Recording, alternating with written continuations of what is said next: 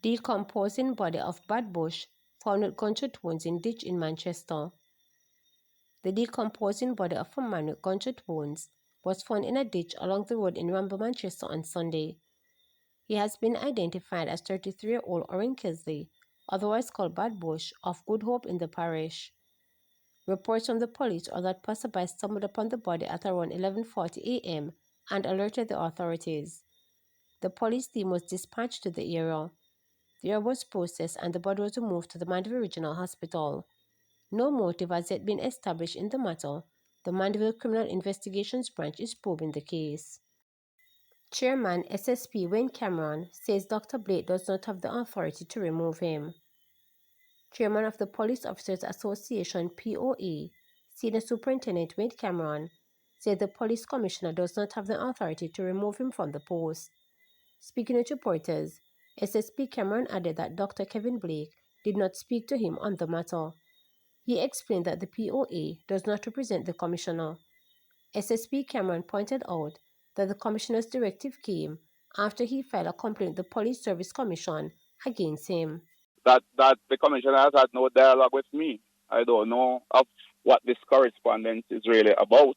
And whilst I was speaking to a member of my executive committee just a short while ago, I learned that this email was sent by the High Command, so the all officers. Now, I want to make it categorically clear that the Commissioner of Police has absolutely no authority to remove a POA chairman from its position. He has no such authority.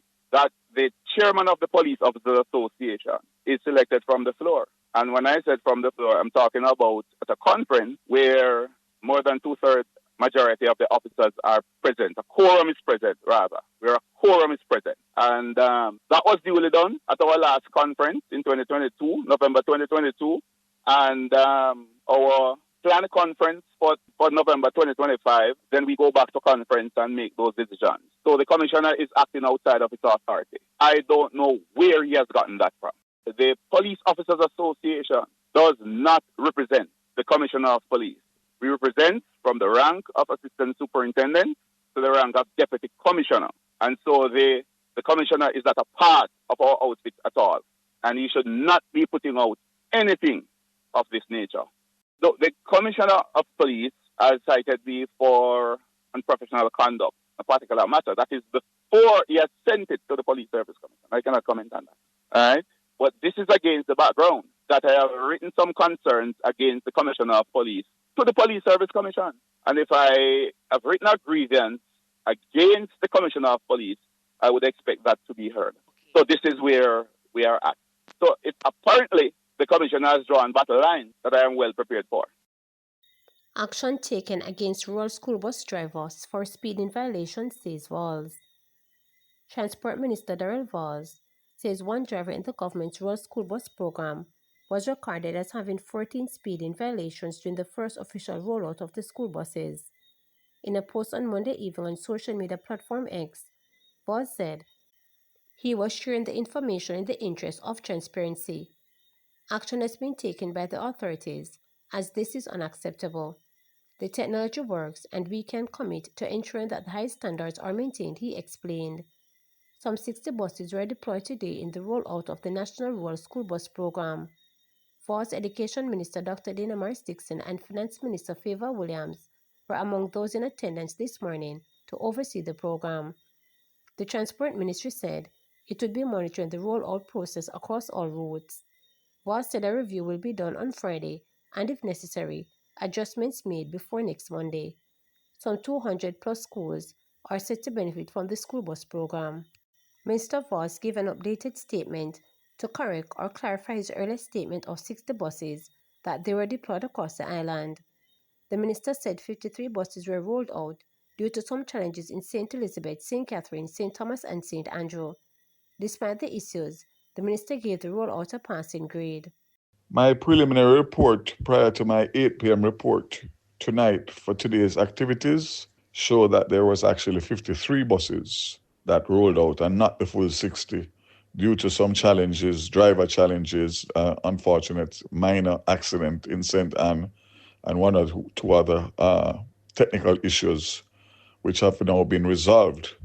Those affected St. Elizabeth, St. Catherine, St. Thomas, and a minor accident, as I said, in St. Anne. However, we went through everything and everything will be resolved for tomorrow morning. There was also one or two incidents which threw off the schedule, where one bus was unable to access school because it was blocked by other vehicles, and also another similar situation up in the hills of St. Andrew, which I prefer to call interference at this point until a full investigation has disclosed what actually took place.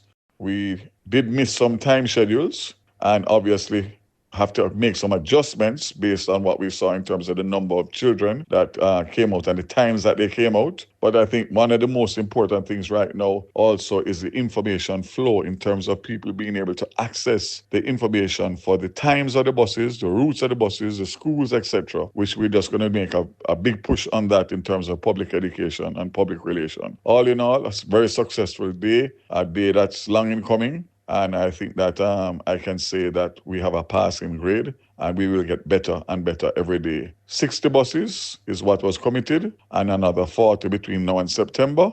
And let me remind parents and students that for September and October, there's no charge, no cost. And then after that would be $50 per day. We also remind people that the fares or the no fares include tertiary students at universities. And of course, we have extended routes and times to facilitate university students as well as special needs.